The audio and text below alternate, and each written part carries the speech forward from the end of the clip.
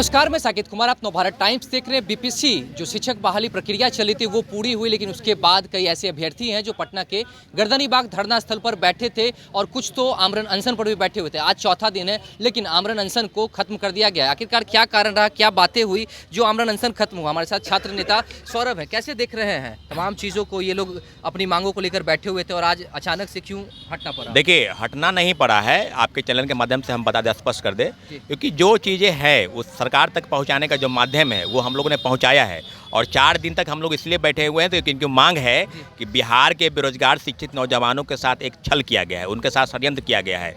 जो कई कैटेगरी के, चाहे टीजीटी का रिजल्ट हो, चाहे पीआरटी का रिजल्ट हो, तमाम जगहों पर लोग पास हैं और उनके साथ, उन्हीं कैटेगरी के साथ दूसरे लोगों को रिजल्ट दिया गया है। तो सारी चीज़ें स्पष्ट है। 28,000 प्लस नियोजित शिक्षक हैं, आप उनको राज्यकर्मी का दर्जा दे दीजिए। विशिष्ट राज्य नियमावली भी बनी है, उनके तहत उनको परीक्षा के डिपार्टमेंट में परीक्षा देना पड़ेगा। तो सरकार स्पष्ट कर दे कि 1,20,336 का जो आंकड़ा है उसको क्यों छुपा रही है। बिहार सरकार, बिहार बीपीएससी हो या शिक्षा विभाग हो, ये दोनों की गलत नीतियों की वजह से ही इतने बड़ा फर्जीवाड़ा हुआ। आपाधापी में क्रेडिट लेने की होड़ है कि हम बने या तुम बनो, तो सब बने, कोई बने, परंतु जो बहाली में हुई है गलत टीआरई फर्स्ट में, उसको हम लोग सही करने के लिए, क्योंकि जो नियोजित शिक्षक है उनको बाहर कीजिए, सेकेंड मेरिट लिस्ट जारी कीजिए और हमारे जितने भी नौजवान साथी हैं जो मेरिटधारी हैं, जो योग्यता रखते हैं शिक्षक बनने की, उसको उसी कैटेगरी में अगर मार्क्स आ रहा है तो सेकेंड मेरिट लिस्ट जारी कीजिए। सारी चीज़ों पर समस्या अपने आप समाधान हो जाएगी। परंतु सरकार क्या करना चाहती है?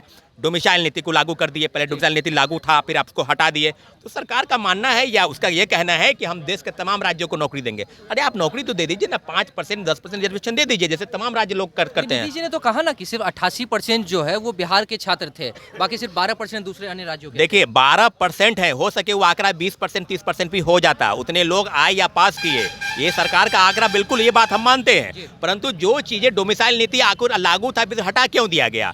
आपने कहा ना, उसके आप नोटिफिकेशन में जाइएगा तो स्पष्ट है भारत का मूल निवासी होना चाहिए, बिहार का स्थायी निवासी। तो फिर इतने परिवर्तन क्यों किए गए? और लगातार बीपीएससी चेयरमैन का एक लोगों का कई जगहों पर रिजल्ट है। उन्होंने कहा कि हम पहले 11-12 का रिजल्ट देख लेंगे, उसके बाद नहीं होगा तो फिर 9-10 का देखेंगे, नहीं होगा तब हम 1-5 का रिजल्ट देखेंगे।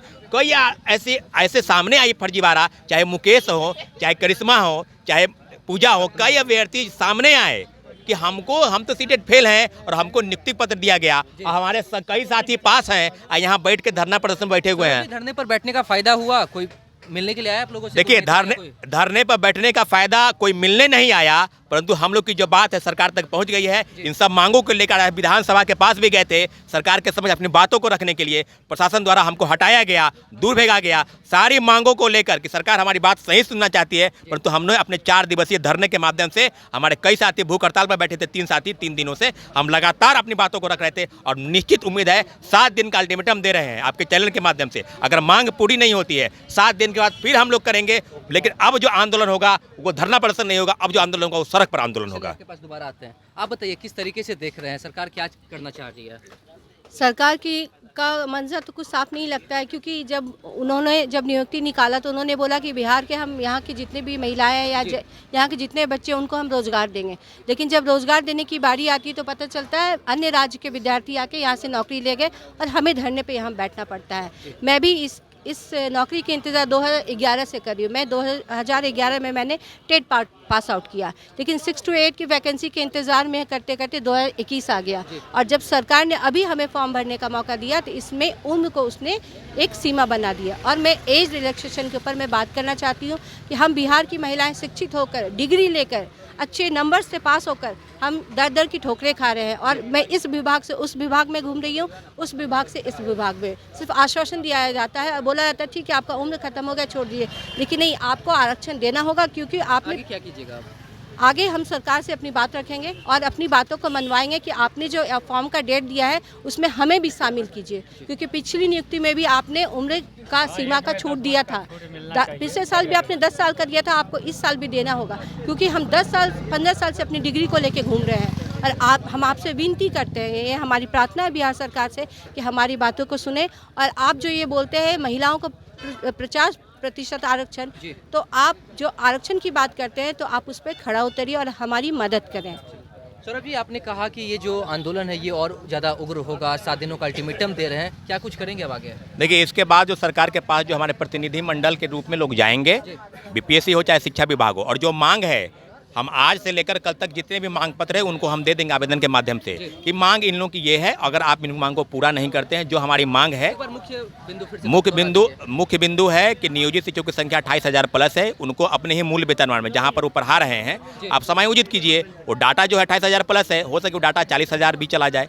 तो आप ये बताइए कितने फर्जीवाड़ा 10,000 लोग ज्वाइन नहीं किए, 10,000 लोग को आप बताइए कि 10,000 लोग क्यों नहीं ज्वाइन किए। और तमाम जगहों से जिलों से आ रही खबरें, चाहे पश्चिम चंपारण हो, पश्चिम चंपारण हो, चाहे दरभंगा हो, औरंगाबाद से लोग आए, शिक्षा पदाधिकारी की तरफ से चिट्ठी जारी हो रहा है कि इतने लोग फर्जीवाड़े तरीके से नियुक्ति पत्र पा लिए हैं। तो डाटा सरकार को ही बताना चाहिए कि कितने फ्रेश लोगों को आप नौकरी दी है। और फ्रेश लोगों को नौकरी न देकर लगातार सरकार ये बता रही है कि 1,20,000 लोगों को नौकरी दी है। वो डाटा को प्रस्तुत कीजिए और ओवरऑल बहाली सही तरीके से आप आयोजित करेंगे, तभी सेकेंड पेज की बहाली की बात होगी, जब तक प्रथम पेज की बहाली है।